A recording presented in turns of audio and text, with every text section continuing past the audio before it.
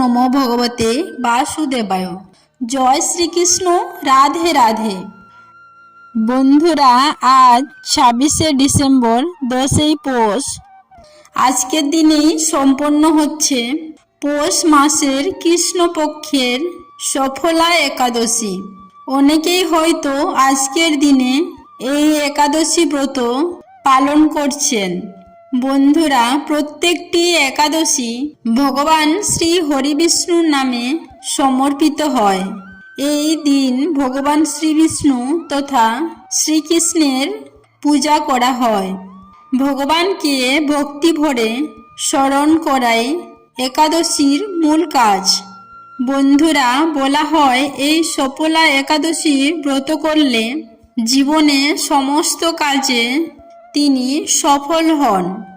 ব্যক্তির জীবন থেকে সমস্ত দুঃখ কষ্ট দূর করেন স্বয়ং শ্রী নারায়ণ। পদ্মপুরাণ অনুযায়ী ভগবান শ্রীকৃষ্ণ যুধিষ্ঠিরকে জানান যে সফলা একাদশী ব্রতের দেবতা স্বয়ং শ্রী নারায়ণ। যে ব্যক্তি এই সফলা একাদশী পালন করেন তার সমস্ত মনস্কামনা পূরণ হয়, জীবনে সুখ সমৃদ্ধির আগমন ঘটে। যদি কোনো কারণে আজকের দিনে আপনি এই সফলা একাদশী ব্রতটি নাও রাখতে পারেন, কেবলমাত্র এই সফলা একাদশীর ব্রত কথাটি শ্রবণ করে যদি আজকের দিনে আপনি ভগবান শ্রী বিষ্ণুর উদ্দেশ্যে একটি ঘিয়ের প্রদীপ প্রজ্বলন করতে পারেন, তাতেও এই ব্রতের পূর্ণ ফল অনেকাংশেই লাভ করা যায়। তাই বন্ধুরা, আজ বৃহস্পতিবার এই সফলা একাদশীর দিনে একবার হলেও শ্রবণ করুন এই সফলা একাদশীর ব্রত কথাটি। আশা করছি দর্শক বন্ধুরা, এই ব্রত কথাটি শ্রবণ করে আপনাদের ভাল লাগবে। বন্ধুরা, শুরু করছি সফলা একাদশীর ব্রত কথা। হে কৃষ্ণ করুণা সিন্ধু দীনবন্ধু জগৎপতে গোপেশু গোপিকাকান্ত রাধাকান্ত নমস্তুতে। ওং নমো শ্রী বিষ্ণু, ওং নমো শ্রী বিষ্ণু, ওং নমো শ্রী বিষ্ণু। ব্রহ্মাণ্ড পুরাণে ভগবান শ্রীকৃষ্ণ ও যুধিষ্ঠির সংবাদে এই একাদশী তিথির মাহাত্ম্য কথা বর্ণনা করা হয়েছে। মহারাজ যুধিষ্ঠির বললেন, হে প্রভু, পৌষ মাসের কৃষ্ণপক্ষিয়া একাদশী কি নামে পরিচিত এবং তার পূজ্য দেবতা বিষয়ে আমার কাছে তার কৌতূহল নিবারণ করুন। ভগবান শ্রীকৃষ্ণ তখন বললেন, হে মহারাজ, আপনার প্রতি স্নেহবশত এই ব্রত কথা বিষয়ে বলছি, মনোযোগ সহকারে তা শ্রবণ করুন। এই ব্রত আমাকে যেরকম সন্তুষ্ট করে বহু দান দক্ষিণাযুক্ত যজ্ঞাদি দ্বারা আমি সেরকম সন্তুষ্ট হই না। তাই যত্ন সহকারে এই ব্রত পালন করা কর্তব্য।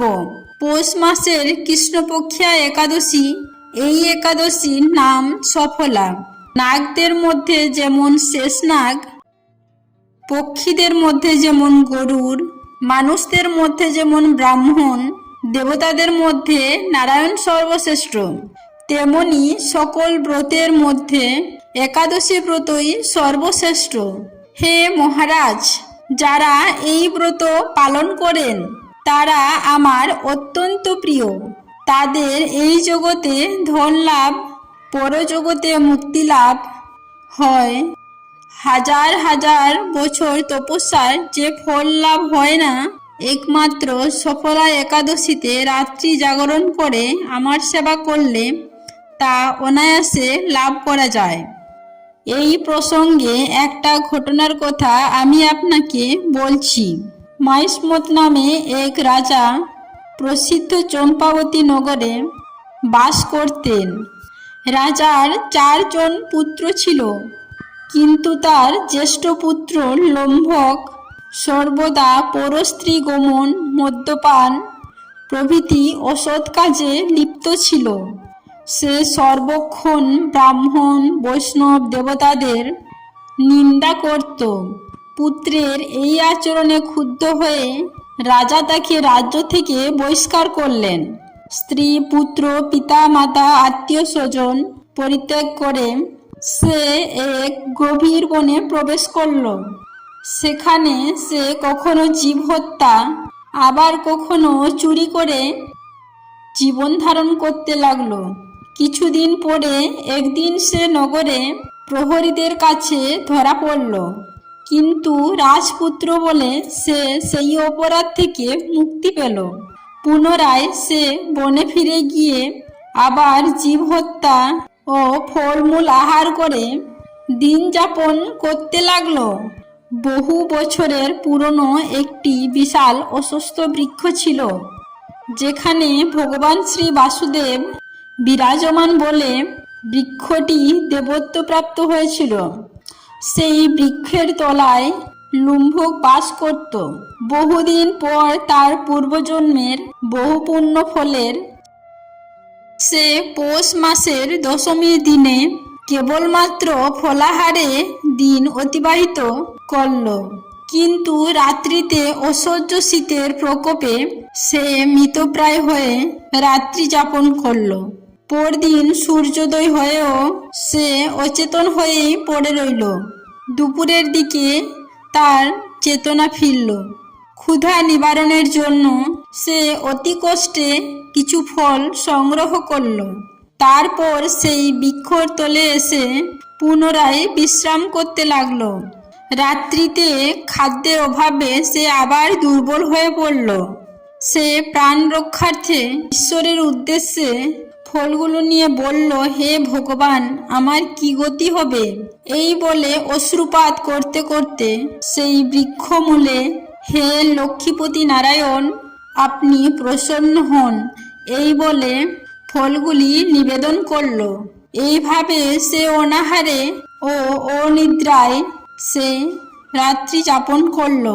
ভগবান নারায়ণ সেই পাপী লুম্ভকে রাত্রি জাগরণ করতে দেখে একাদশী জাগরণ ও ফল অর্পণকে একাদশীর জাগরণ ও ফল অর্পণকে পূজা বলে গ্রহণ করলেন। এইভাবে অজান্তে লুম্ভক সফলা একাদশী পালন করল। প্রাতকালে আকাশে দৈববাণী হল, হে পুত্র, তুমি সফলা একাদশী ব্রতের পুণ্যের প্রভাবে রাজ্যপ্রাপ্ত হবে। সেই দৈববাণী শোনা মাত্রই লুম্ভক দিব্যরূপ লাভ করল। স্ত্রী পুত্র সহ কিছুকাল রাজ্যসুখ ভোগের পর পুত্রের ওপর রাজ্যের ভার দিয়ে সে সন্ন্যাসাশ্রম গ্রহণ করল। অবশেষে মৃত্যুকালে অশোক অভয় ভগবানের কাছে ফিরে গেল। হে মহারাজ, এইভাবে সফলা একাদশী যিনি পালন করেন তিনি জাগতিক সুখ লাভ করে মুক্তি লাভ করেন। তিনি সর্বকাজে সফলতা প্রাপ্ত হন।